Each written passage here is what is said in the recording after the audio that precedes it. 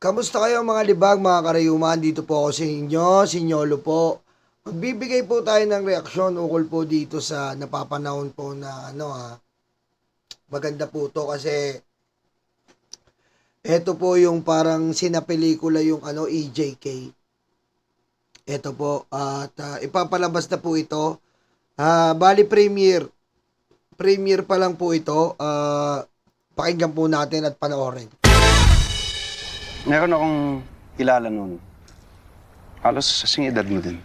Hindi ko siya natulungan. Baga, no? Iyang venerasyon, no?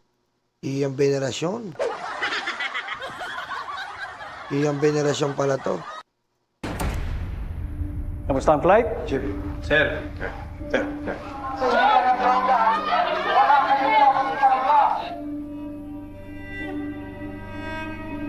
Pareho lang ba? Naku, parehas yun sa Ano to Dito ka daw.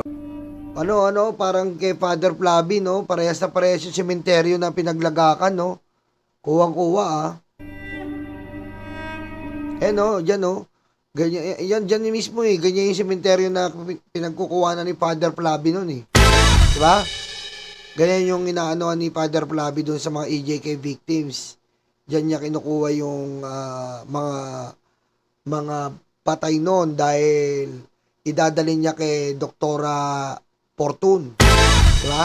Galing maganda to Pareho lang ba presyo dito kada ulo? Siyempre, mas malaki. Nasa Maynila ka na eh. Diba? Pareho lang presyo kada ulo. Pusang ina talaga, no? Nakita ko yung epekto ng drug sa tao. Mga taong pinagkakatiwalaan mo, magiging halimaw yan. Well, in that case, it makes it a mental health issue. Kahit sino, pwede magsabit ng pangalan ng suspected addict, kasi ihulog mo dun sa Dropbox. Paano pag nagtitrip ka lang? Eh, kilala ka naman tulak dito. Hindi ko, sir. Kayong dalawa ng anak mo, di ba? Asan po ba yung mga anak mo? Wala na yung mga anak ko, pinatay kasi sila. No? Kita mo, grabe, no? Grabe po, no? Tindi, no? Matindi, no? Kiwang-kuwa, eh. Hindi ba ako kilala? Malakas ang dikit ko sa taas. I can't lay that... Yun, no? Malakas ang dikit ko sa taas. Malakas ang dikit. Kaila Bato, kaila Digong. Ina nyo. Aray ko. Diba? Yan ang uso nun, eh. Malakas dikit ko sa taas. Marami akong kilalang pulis. Pwede kita ipapatay. Ngayon. Doon ka na mamamatay, Digong. Aray ko. Ngayon, si Bato nagtatago. Wala na. Wala na. Lahat po may kabayaran. Lahat po may katapusan. Pag pinunla mo kasamaan, sisingilin ka talaga, eh. Di ba? Wait to rest knowing na there are just so many unanswered questions. Yan, no? Actually, sir, nandito kami para malaman kung paano nyo nakuhang barilin yung tatay niya. Dikit-dikit ka lang dyan sa attorney mo, haki ko. Ingat ka. Ganyan dati, tatakutin ka, eh. Tatakutin ka ng mga hayop na pulis, eh. Tatakutin ka. Dahil binasbasan ni Bato, eh. Binasbasan ni Digong, eh. Diba? Binasbasan, eh. Kapag walang baril, taniman nyo! Aray ko! Tinang ina, no? Tindi nun, eh. Matindi nun, eh. Kailangan po natin ng evidence. Marami ako.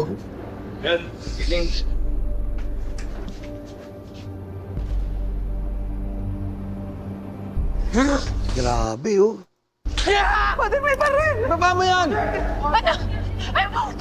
Kumbaga, father si Ian Veneracion, siya si Father Flavi. Teka, sandali lang, sir. Teka, sandali lang.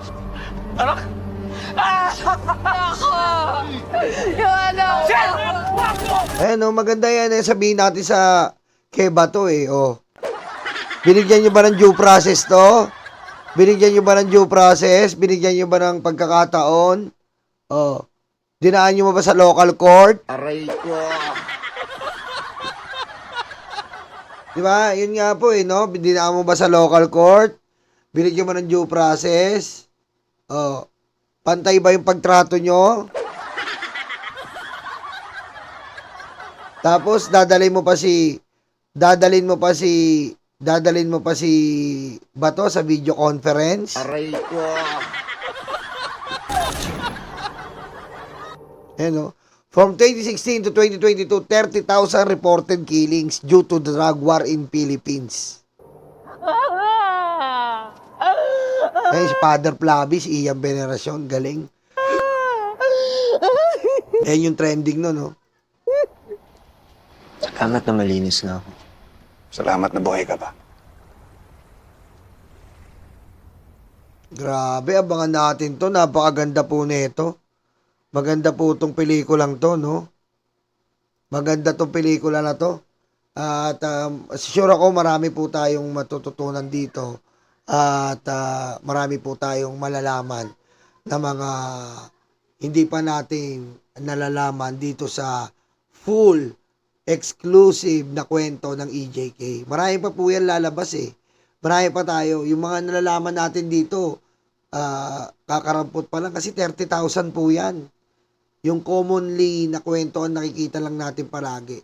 Pero may mga kwento pa talaga na mga hindi pa na nasusuri, hindi pa naririnig. At ang kagandahan po ay binibigyan na po ng hustisya ng ating Pangulo, ng ating gobyerno, ang EJK. Sa pamamagitan po ng, ayun na nga po, pagdala ni Bato sa ICC, kaso nagtatago, at hindi naman po maglalaon ay mahuhuli yan. Ito rin po si Digong, na dyan na po mamamatay yan sa ICC. Diba? Alam mo, dyan na po mamamatay yan. Mga DDS, huwag kayong magalit, kasi itong ginawa nyo dito, puro patayan to, si Digong lang ang mamamatay, nangihinayang pa kayo. Aray ko.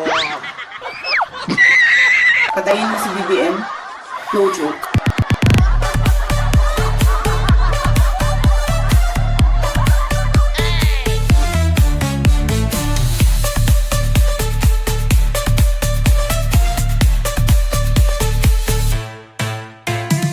Kaya abangan po natin to, yan ha, Drug War, A Conspiracy of Silence. Ang maganda to. Mapanood nga natin yan, no? Mapanood natin at may kwento ko nga sa inyo. Abangan natin to sa sinico. Ewan ko sinihan to o sana meron din po sa Netflix, no? Para mapanood natin. Kaya abangan po natin nito, Drug War, napapanahong pelikula, lalo na ngayon, nauuso na po ang pagsingil, ang oras na ng panunubos po ng mga EJK victims sa mga hayop na nagwalangya dito po sa bansa natin, na kapwa Pilipino po natin ay kapwa Pilipino po natin ay pinatay. Di ba?